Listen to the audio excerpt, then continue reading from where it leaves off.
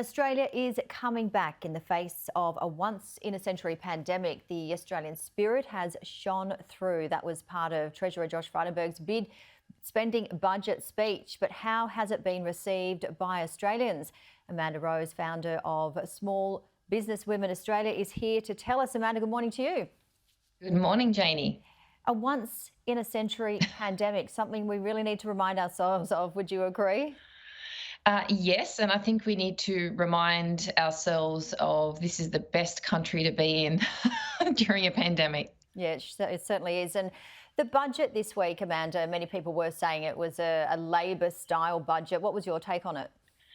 I don't know why we need to label budgets.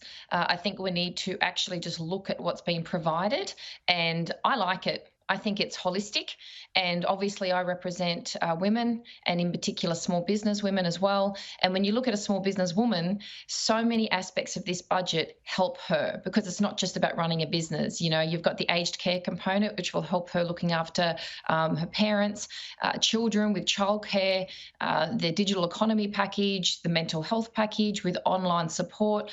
I just think it's beneficial in so many aspects of one's life. I like how you said holistic. And Josh Frydenberg, he said that the government will help more women break into non-traditional trades with training Yes. support for 5,000 places. We've seen upskilling being so essential during the pandemic, haven't we? So many opportunities.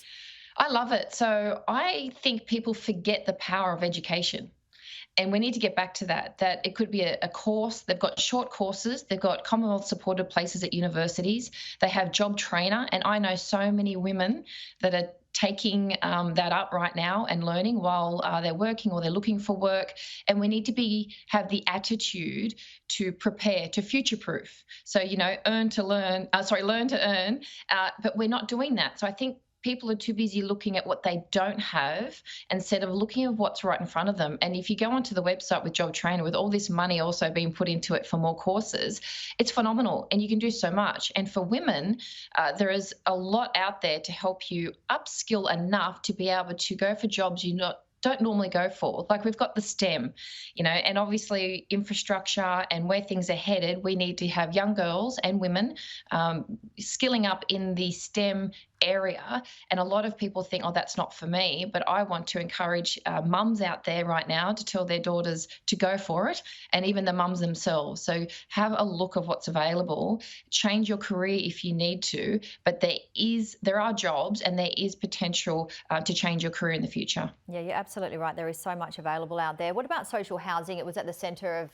Labor's election speech. Anthony Albanese basically used his budget reply to announce that $10 billion package to construct 30,000 homes. Do you think that's a step in the right direction?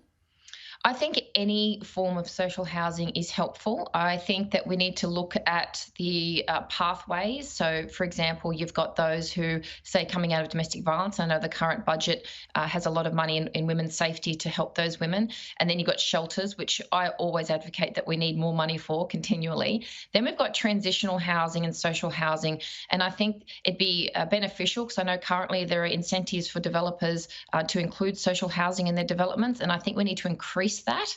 So we want people to mix within the community. You don't want social housing development to say, hey, that group over there, they're all poor, right? We want to give people opportunities to realise their potential in life and support them through that. Amanda, Tuesday's big spending budget was predicting that unemployment could fall below 5% next year. Do you think that's feasible? Can I just say that there are jobs out there? So we just need to get the people into these jobs. And I'm not quite sure if it's a work ethic issue, which I'm getting a lot of women from my small business community complaining about that. So there is huge potential with our employment market. There are jobs out there. People need to change their mindset of the type of job they might normally have gone for and see it as a temporary solution and go and work at your local cafe, your hospitality, the restaurant, whatever it is, while studying for job trainer. You're still earning a living. It's actually in a perfect environment to do that. So it's easy to reduce our unemployment. But the small business community at the moment are suffering because people aren't turning up to interviews. They're not turning up even to the jobs. They're just ticking a box because they think, I don't really need this job. I'll just stay on Job Seeker. Amanda, always great to see you. Thank you for your expertise and time. Amanda Rose, founder of Small Business Women Australia. See you soon. Thank you.